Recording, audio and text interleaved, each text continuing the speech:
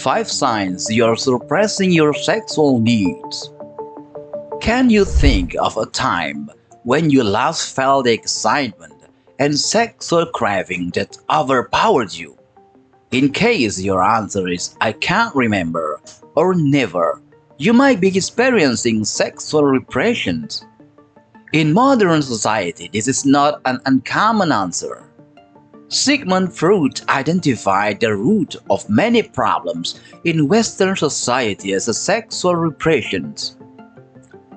His ideas were not without critics, but sexual repression is a topic many people are affected by.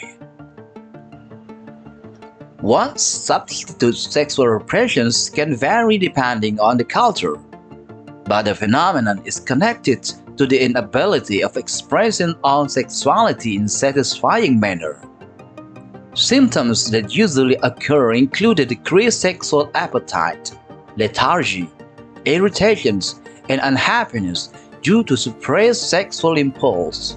Alongside those lists, feeling of guilt and shame usually occur too. Assuming a person is experiencing sexual repressions, the majority of the symptoms mentioned here persist regardless of the partner. This is a relation to sexual satisfactions that a person develops throughout the course of life and is typically something experienced in all intimate relationships, until the cycle is reversed, of course. Sexual frustrations describe a situation where you're having less sex than you like, whether in a relationship or when between partners, so it's not the same things as repressions. Most adults experience sexual frustrations at some point.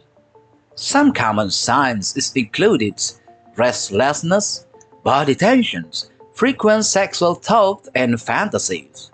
Frustrations and repressions occasionally play off each other. Sex is an important part of being human, not just in our romantic relationships, but in our relationship with ourselves as well.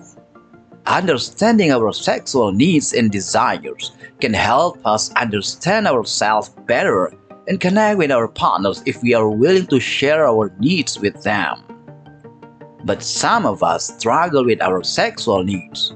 Some people might actively try to force away their own sexual nature in order to actively avoid it, and suppressing our sexual needs can lead to some difficulty within ourselves and in our relationships. So, are you struggling with connecting to your own sexual side? Here are 5 signs that you may be suppressing your sexual needs. Number 1. You find it difficult to understand sexual boundaries. Sex is a very intimate act, but it is still one that requires boundaries. You need to be able to communicate with your partner what you are okay with and what you are not. If you are suppressing your sexual needs, you might find it difficult to communicate what you need, or you might find it difficult to object when you don't like what someone's doing. Similarly, your partner needs to be able to communicate it with you as well and trust that you will respect their own boundaries. But if you are suppressing your own sexual needs, it may make it difficult to understand where the boundary line actually is. Number 2. You are afraid of what others might think of your desires. While you might find it difficult to communicate with partners about your sexual needs, this could be because you are actually afraid of what they will think of you if they hear your desires. This might be true even if your own sexual needs are not too extreme.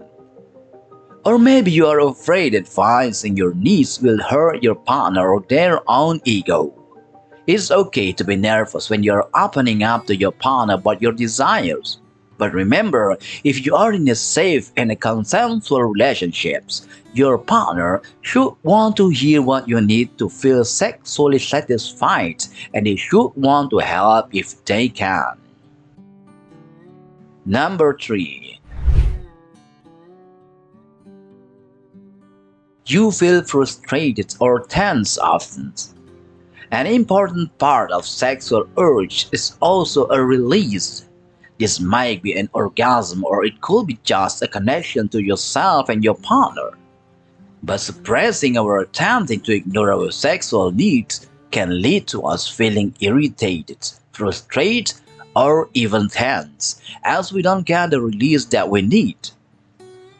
Having an orgasm releases a lot of happy chemicals, such as dopamine and oxytocin. Suppressing your sexual needs and not being able to have their release may lead to feeling of physical tensions or emotional frustrations. Number 4. You feel confused about your body, mind, and desires. Suppressing your sexual needs can also make it hard to understand your own desires. You may find your body responding to sexual stimuli while your mind feels negatively or disgusted by anything remotely sexual. Or you may take on the sexual needs and desire of your partner, but not explore your own. It may be difficult to understand what your sexual needs are, which can leave you feeling confused about your own sexual nature and desires. This is why it can be important to explore our sexual desires in a safe environment. Number 5. Your sexual desires can feel more urgent and don't go away. Trying to suppress something doesn't always make it go away. Sometimes it makes things worse. If you are constantly trying to force away your own sexual needs and desires, it may just make them feel even stronger. Or in trying to suppress your sexual needs, you might actively try to avoid sexual thoughts too. And forcing yourself if not think of something usually just make you think of it more. So in your efforts to really force your sexual needs and thought away, you might be doing just the opposite. When we suppress our sexual needs, we are essentially trying to deny a part of ourselves that we think might be bad or shameful. This may come from religious belief or more conservative household. A lot of times the feeling and reason behind suppressions can come from guilt or shame. For most people, our sexual needs are neither bad nor shameful.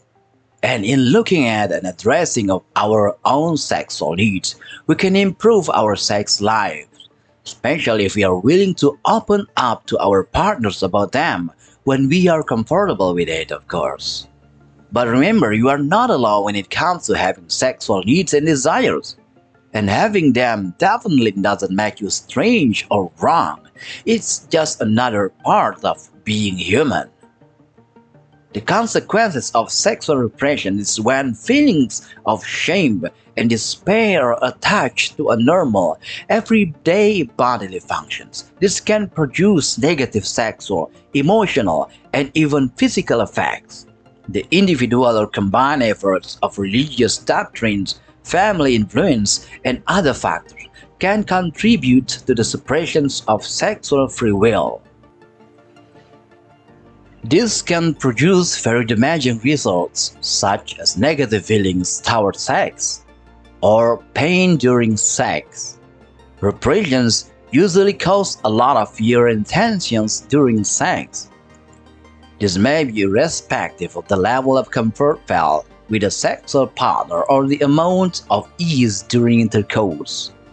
For women, these tensions can manifest as vaginismus, a condition where the vaginal walls tightens in a fear of penetration of any kind. Or maybe you can get a difficulty during sexual performance. Ideally, sex should be a no-pressure exercise between willing partners. However, when the guilt and the shame of the repressed rear its head, this can cause some strain during intimate moments. Performance anxiety, embarrassment, and unhappiness at doing something that they consider wrong can affect performance and delight during sex.